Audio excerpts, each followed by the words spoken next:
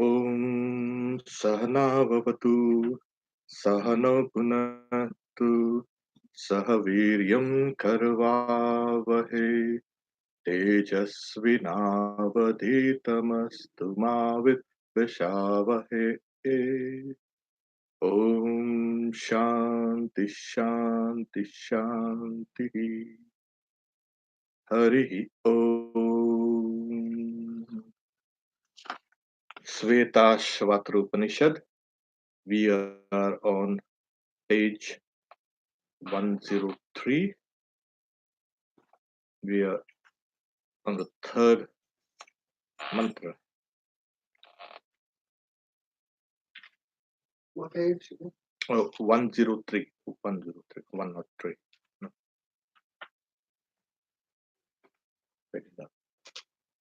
Yuktvaya manasa devan suvaryato dhiyadivam brihajjoti karishyatah savita prasuvatitan. Oh, this now. The translation is: May the sun, having joined with the Supreme Self, the sense organs that are proceeding towards the Supreme Self and are uncovering through full enlightenment, Brahman, which is effulgent and light, command them. There's a little, each translator has its own style. So, if you could turn that page there on page 104, the second line, the idea is this. Yeah. May the sun command the organs so that they may proceed towards reveal the self alone by desisting from objects. This is a little more clear. It is. Yeah, ideas. The difficulty in translating these old mantras was, like I said, they were hoisted out from the ritualistic section of the Vedas, and here they are now employed as prayers to be recited to the deity before they can take up the meditation.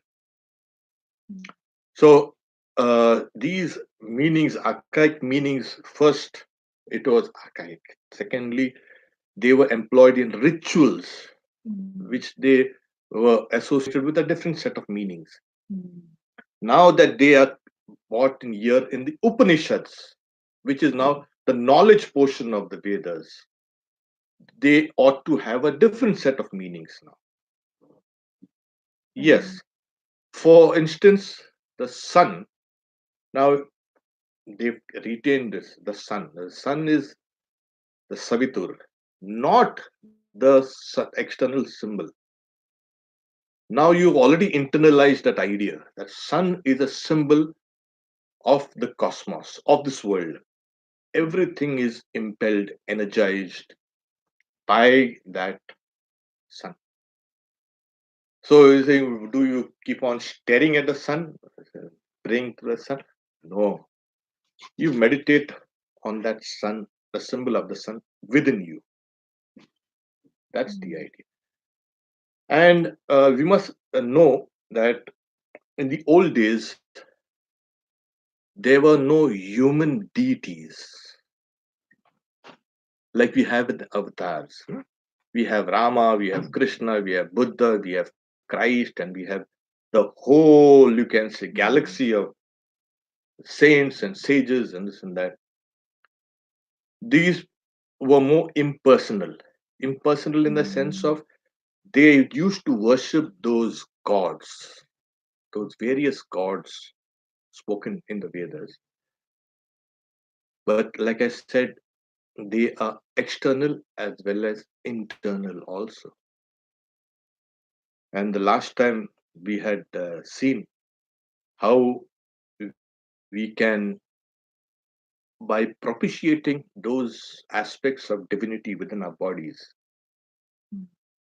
they help us in realizing the divine. Now, so that's why may the sun,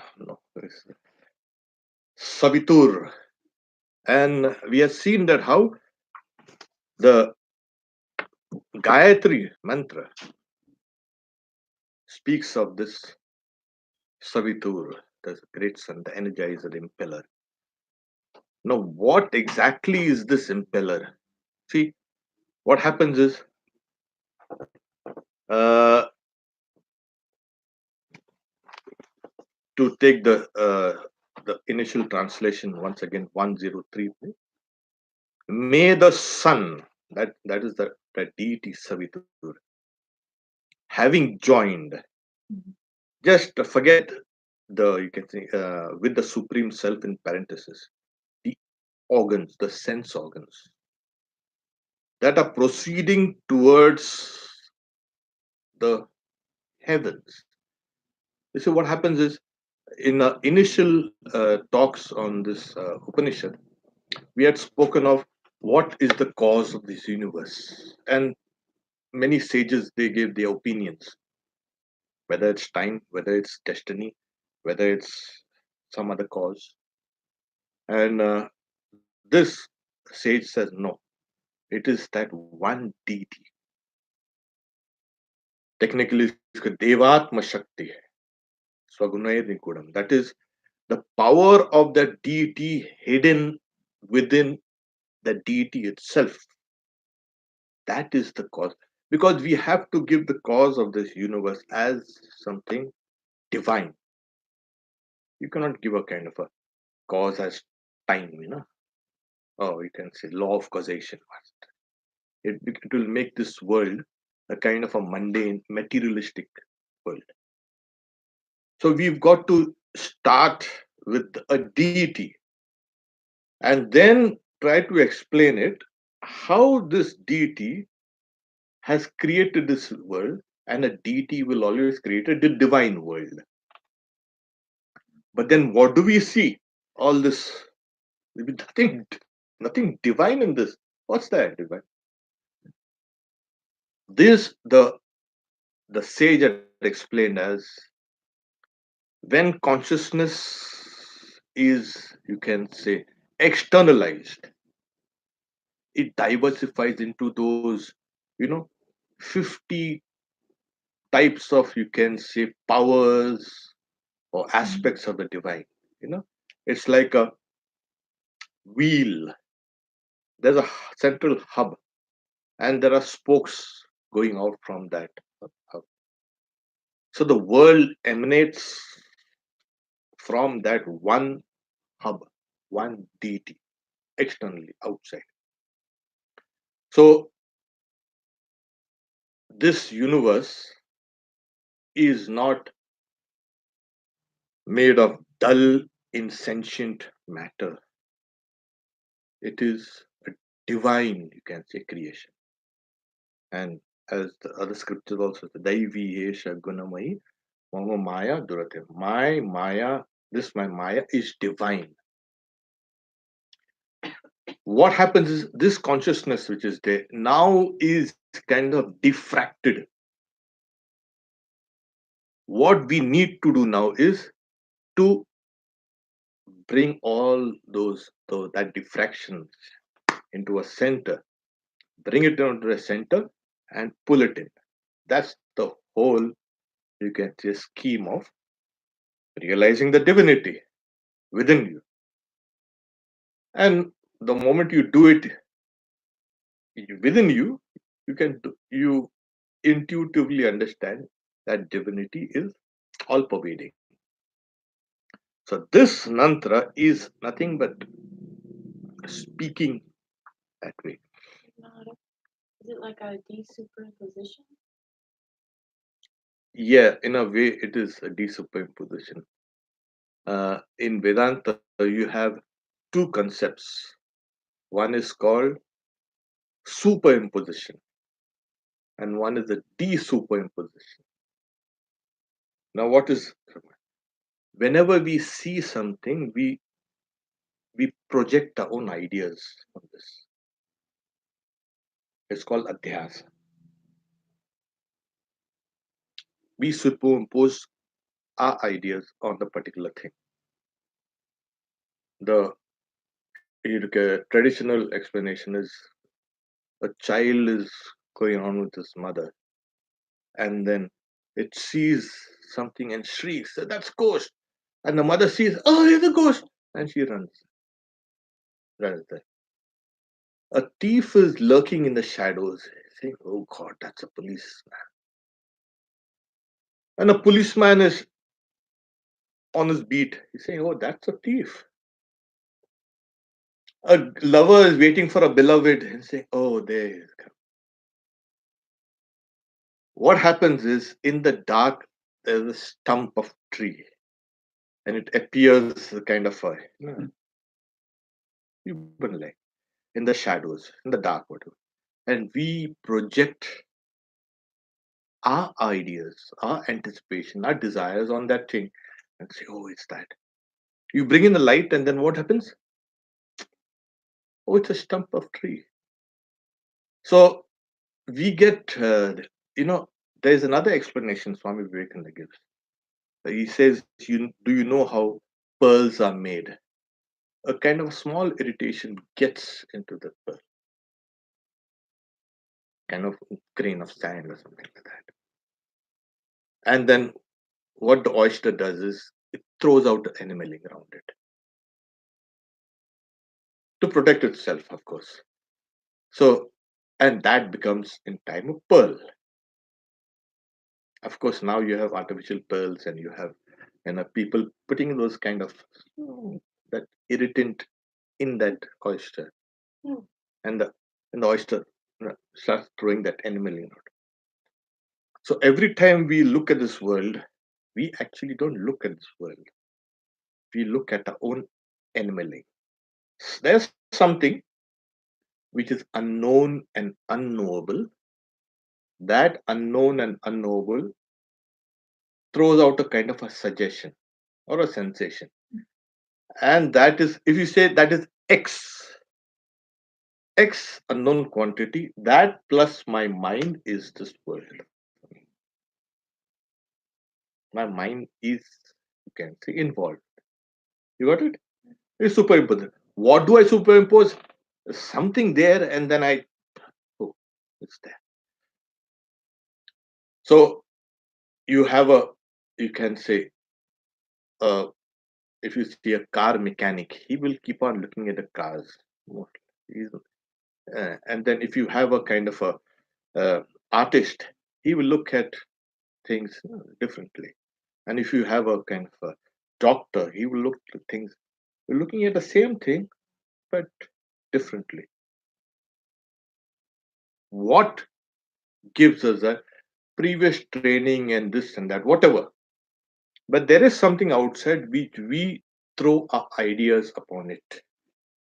And then we interact with that idea. That's okay. Perfectly okay. But we are actually interacting with the inner world, more with our superimpositions. There we are. And then what's a way? Then you remove that superimposition. It's called apavada, de-superimposition. How do you do that? There you start discerning whether this is right or wrong, and then practicing meditation, etc. In this case, we were talking about creation as a whole. Okay. Now, when you talk of creation, the theory of adhyasa, which is one of the, you can say, strong points of Advaita Vedanta, does not really gel here. Because this world has to be explained. We are experiencing it. You just listen. No, it doesn't exist at all. There have been extreme philosophers who say that this world does not exist at all. in the three periods of time. But we take a kind of the present Advaita Vedanta of Shankaracharya. They say there is a relative, you can say, reality to this. It's not absolute, it is relative. So you've got to explain this relative universe also. Otherwise, what's a philosophy? If you say this does not exist at all, it's like saying God does not exist at all. Do you explain it? Why you have concluded this way? So you got to keep on explaining things when you have a relative existence here. So who has created this? It is that deity, not you, not me, not time, not space, no causation, law of causation, or no destiny, nothing. It's that deity created. You got this? That for once you will. So now, when we are talking about these sense organs, naturally they proceed outside. That's their work. Why? So in order to experience this world, that's what they're designed. You cannot get away from them because they are they are, the Upanishad will say Paranchikhani Vatanat Swayambhu. The self-existing existent Lord injured the senses by making them outward. But a certain wise person desiring immortality turned his senses inward and beheld the supreme being inside. Here we have. This is, you got this idea? Clear? This is the same, you can say, concept voiced in this mantra. The senses are going out. See what happens? It's extremely difficult to harness them and draw them back. So what do? You first you pray. You pray to the God. That God who has created this stuff. Yeah, he's created this stuff. And is that the deity like with the capital D or Yes, a yes. small G? No, it's with a big T. Okay. Yeah. So This includes the mind as a sense organ, correct? yes. And what would you say about why of all the other sense organs, the mind is the one so common that people identify with? Because one thing, the mind, it harmonizes what comes through the senses, which is important. Otherwise, you will get a kind of a disjointed world. Your eyes are seeing something here.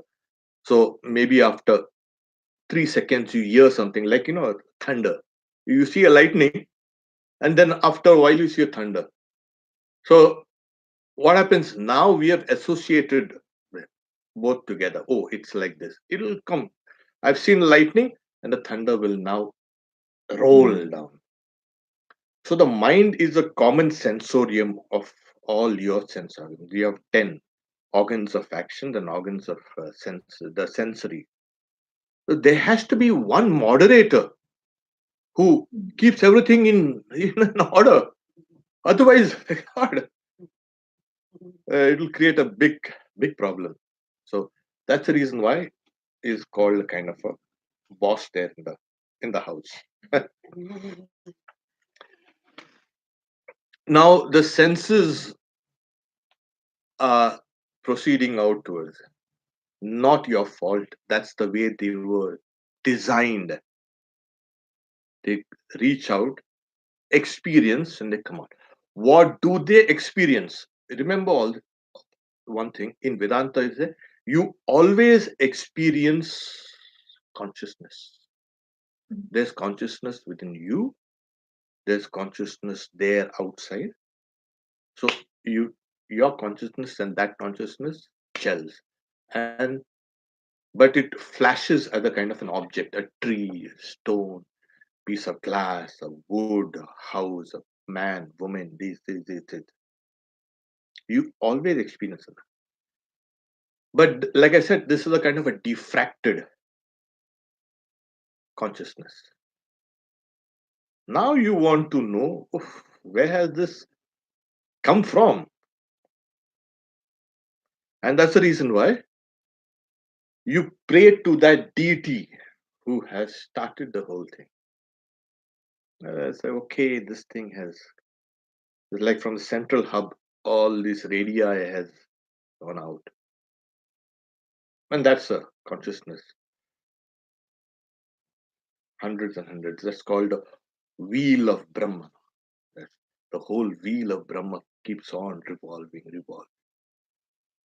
And as you know, when the wheel revolves, one thing appears like another constantly, constantly.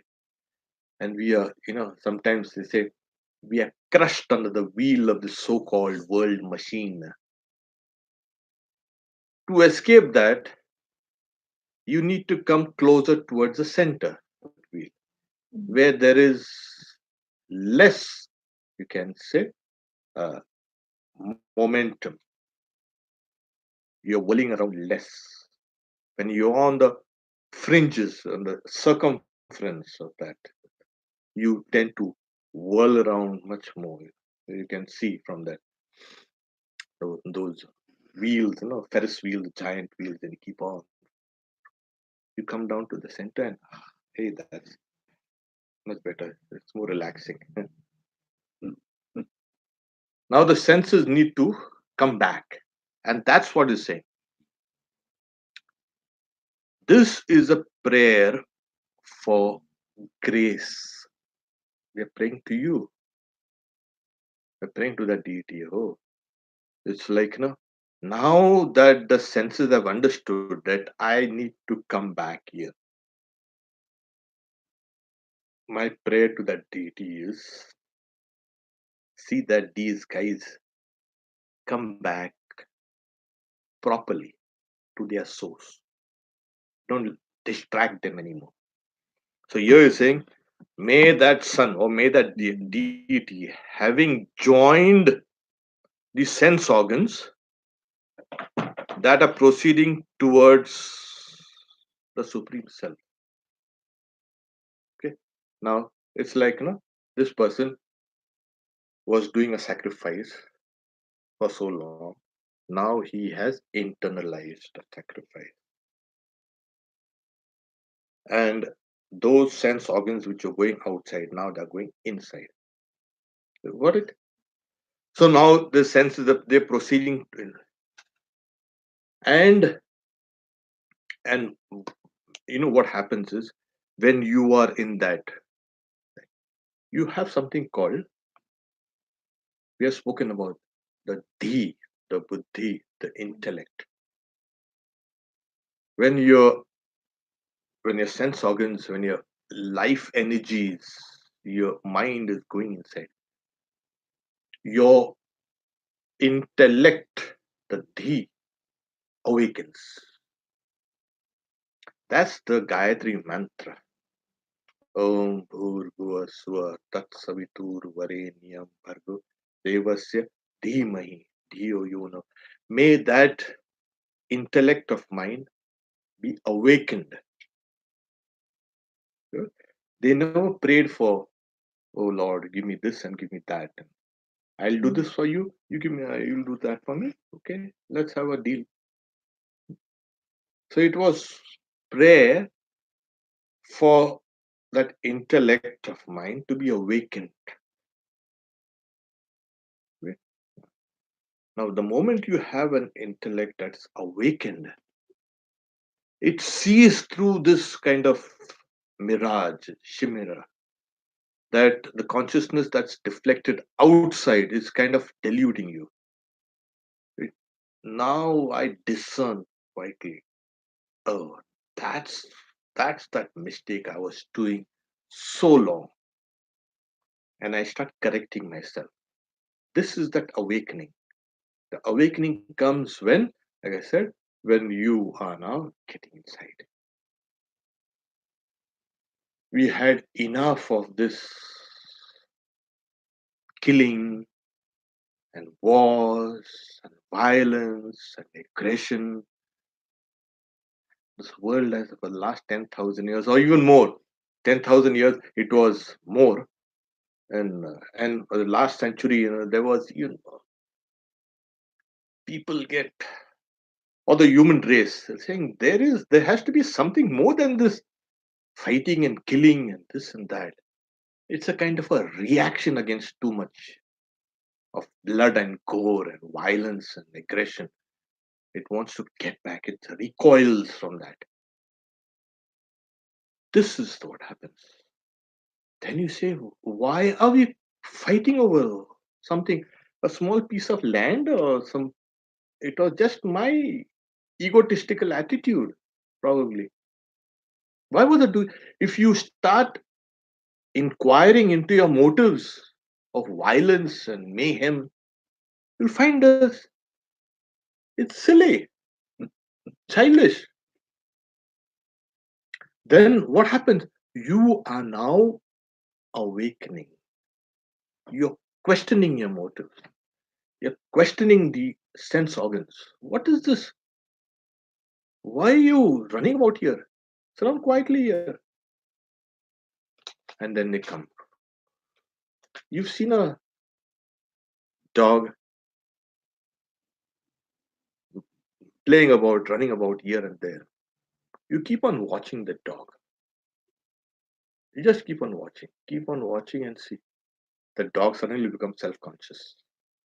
He'll look at you. He'll keep on playing, but his that momentum has lessened. He'll keep on. Oh wait, what wrong I'm doing here? The guy is looking at me. Keeps on, and then slowly that dog which you're running about, it'll come near you, like questioning, what's the matter? Why are you staring like that at me? And then it comes and rubs itself on your legs there, your feet, and there, quiet. What you have done is just kept on observing the activities of that dog, and it has quieted down and it's come back. Similarly, if you keep on observing the senses, the sense organs that are proceeding, hey, what's that? What's wrong? Ah, no, I wanted to see a little color. Ah, you color? Yeah, come inside. Come in, I'll show you a little more color than what you can see outside. But ultimately, color is not outside. Color is inside. There's no color outside. It's that light reflecting, and then, as you know, the spectrum, and then the brain interprets it. Color. Oh, that's green color. Really? Green color. Oh, there's no green color outside. Just my rod and cone cells in the eyes, brain interpreting that color as so and so. That'll light up. So this is what happens. Suddenly, now you are questioning those the movement of your mind and sense organs. So then suddenly you become your senses and your mind now keep on obeying you. When you have a kind of a sentinel inside, it becomes easy for the rest of the things to be in order. When uh, when you're not at home, the children keeps on. When you go home and then and then hey, mom has come. Don't don't don't jump about. Don't do this. Don't that. Behave yourself. There, just your presence itself is sufficient. Similarly, when your intellect, the Dhi, is awakened, everything, all the organs become quiet. And then what does it do? It begins uncovering. What? It begins in uncovering the reality. Was the reality covered? In a way. Reality cannot be covered by anything. But we were, as I say, not paying attention to that. Now we are paying attention to it.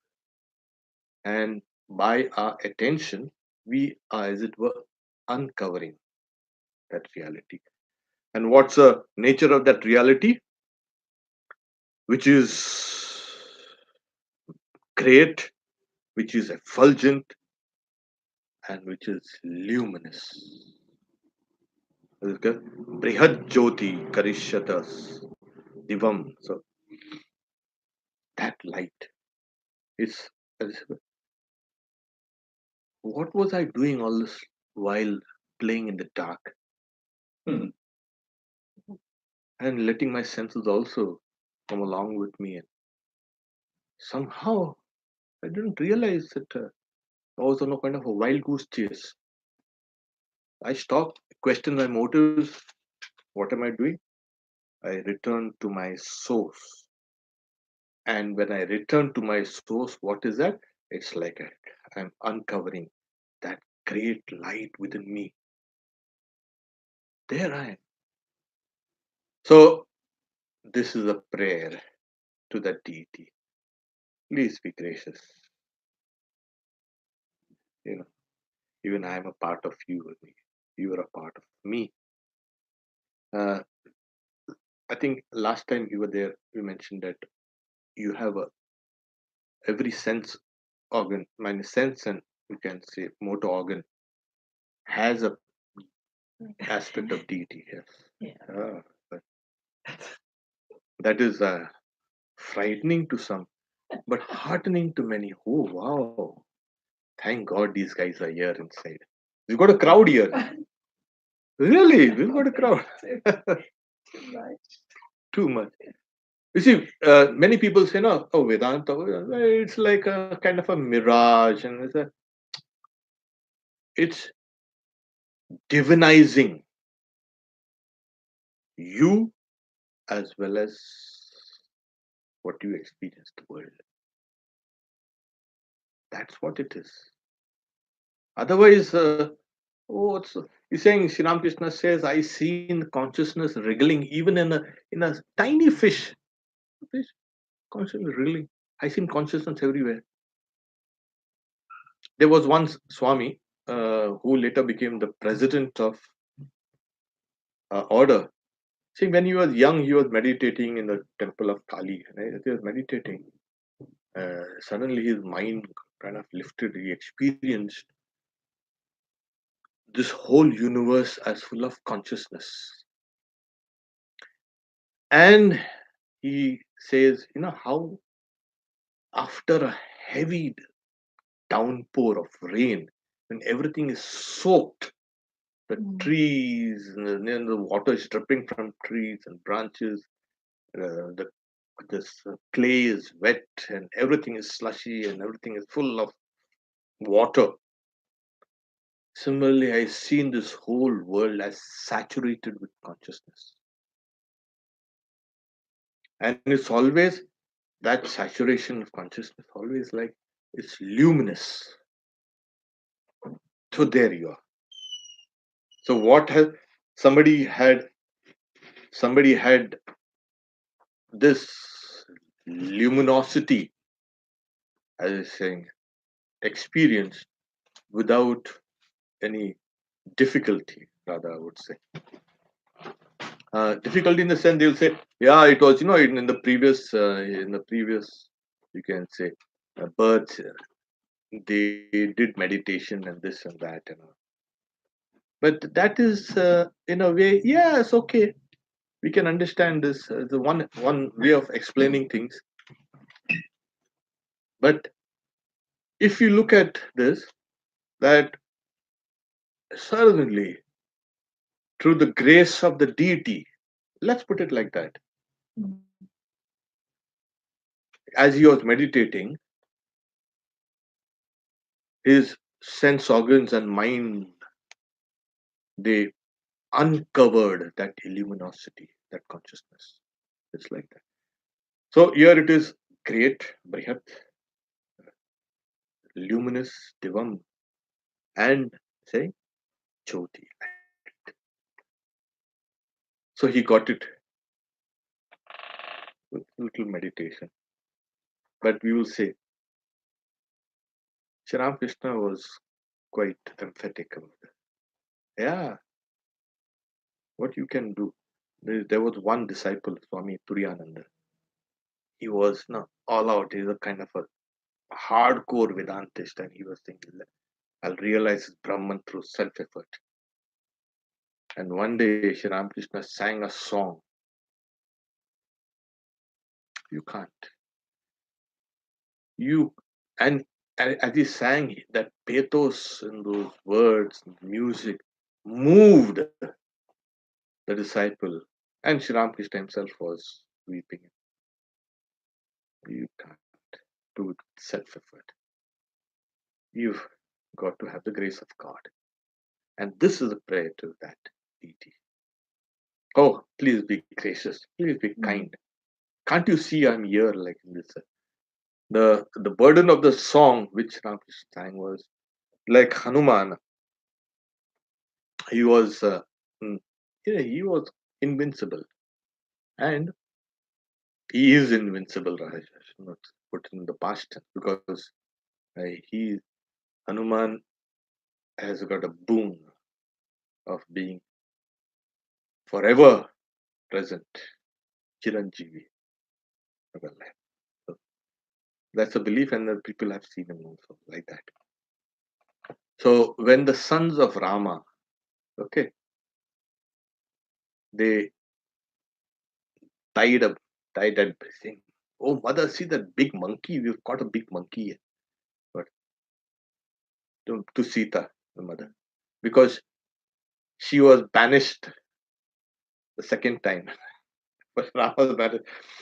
This Rama banished her. So the children grew up in a hermitage of Valmiki, that the poet who wrote the Ramayana. So I say, mother, see this big monkey that we have caught. Like, and she recognized, "Oh, you don't know who he is." And you see, when they were dragging him, they were twins. And they're dragging him. Hanuman is praying, he's saying, "You couldn't have caught me if I wouldn't have willed. I made myself into kind of small so that he catch me. Otherwise, it's not possible. So similarly, when we pray to that deity becomes gracious. And it then reveals itself to you this way. That, that great luminous light.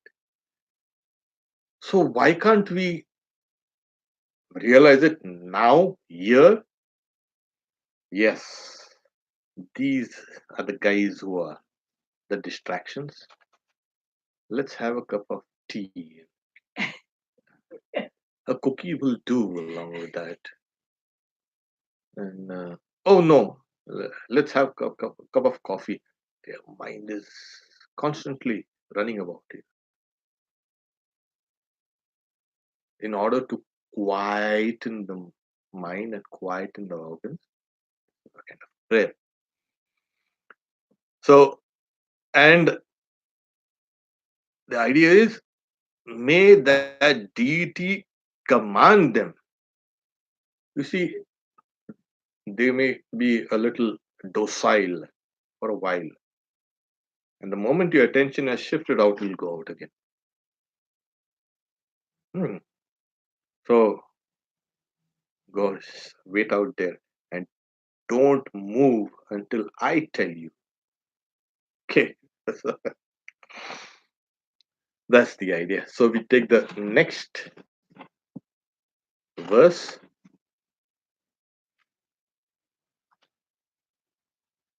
verse number 4, page 104.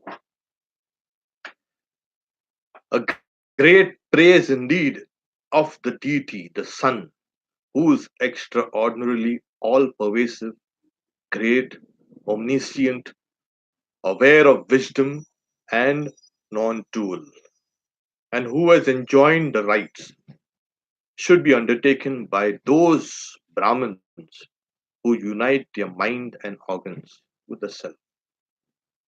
Long, kind of longish explanation. But again, let's go to the page 105 there in a book, and towards the end, in the second para, one, two, three, four, five, fifth line, those Brahmins who, withdrawing their organs, such as the mind, etc., from the objects, unite them with the self, the Atman.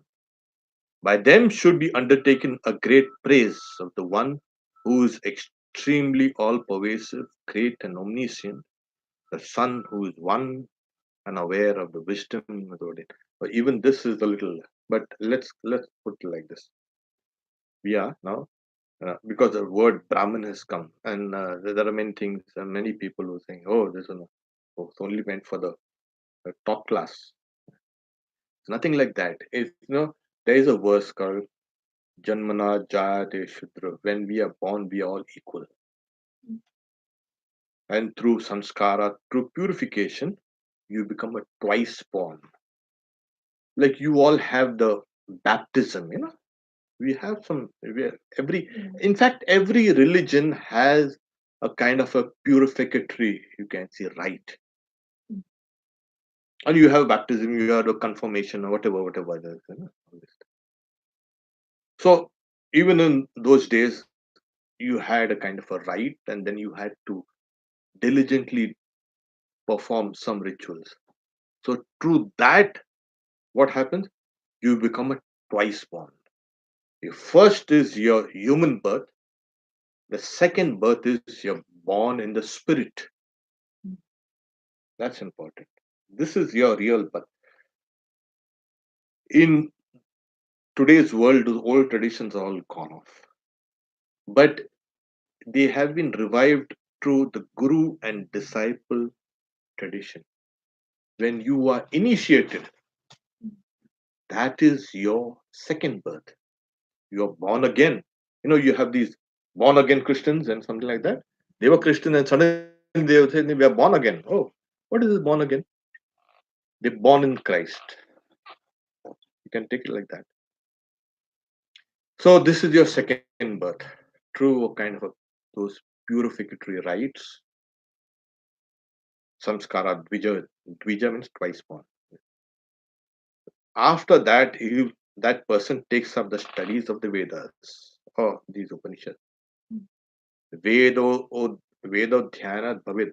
He becomes Vipra, he becomes wise to the studies.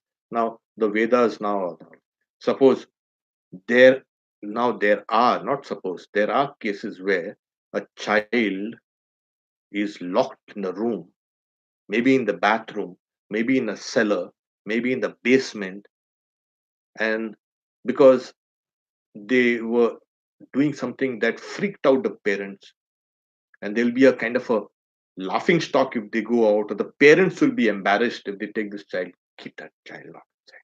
Don't go out. Without education, that child had lost the power of its mind. That it had, you know, it could not speak. Even after being trained to speak, it couldn't use verbs. And you can say even the subject object. You can say language had become difficult. That child, a human child, was simply like a kind of animal living in filth. It never knew the ideas of cleanliness, uncleanliness, nothing. It lived only to eat and sleep, eat and sleep. There was no education given at all. And that is a dangerous thing. The brain simply as a stultified. You need to, a human child needs to be educated. Without education, and that is culture, that is nurture and nature, both, combined to give us what is that. So this nurturing is important. So nurture, once you nurture the child and child grows up, becomes wise. Okay. And then that wise person, when he knows the reality, Brahma Janati Brahmana. One who knows Brahman becomes a Brahmin. That's the idea. And it has been my great fortune to come across certain people, not certain, many people, who are godlike in their words, thoughts, deeds. If you cannot venerate such people, who do you venerate then? Yeah. So these are the people. Here we have the Brahman, the man of God, who has put all his or her energy inside. It's not just the males and the females also. In ancient India, both of them, both the boys and the girls used to go and study together. Yes, it was a co-educational system. So what do? They they unite the mind and the organs. They unite the mind and the sense organs. They unite all. That is, they are now coalescing their energies, all their faculties, and directing them to that deity. And what is that deity? As we've seen, that great Savitur, that great impeller, which the idea which you have internalized inside.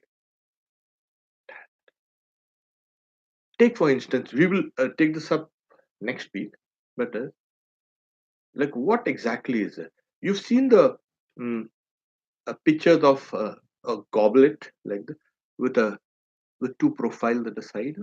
The picture. Oh, yeah. Right. When you look at that goblet, you don't see the profile, two profiles. When you see the profile, you don't see the goblet. What exactly has changed? Nothing has changed. Not the picture, not the perception, but your consciousness has slightly, you can say, become modified. Ha! There you are. Or a hidden face in a picture. Suddenly it leaps out. What exactly changed? Nothing changed but your consciousness. This is exactly what this mantra is trying to get at. Is consciousness slightly changes. There's a kind of a movement.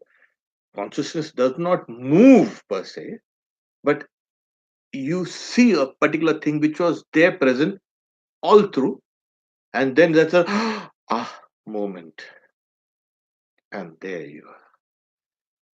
So, and then I say, a great praise indeed of the deity who is extraordinarily all pervasive, great, omniscient. You see, aware of wisdom, non-dual, you suddenly realize that it's there. Here it is. You've got it. That's the idea. Nothing has changed. The deity hasn't changed. You haven't changed. The world hasn't changed.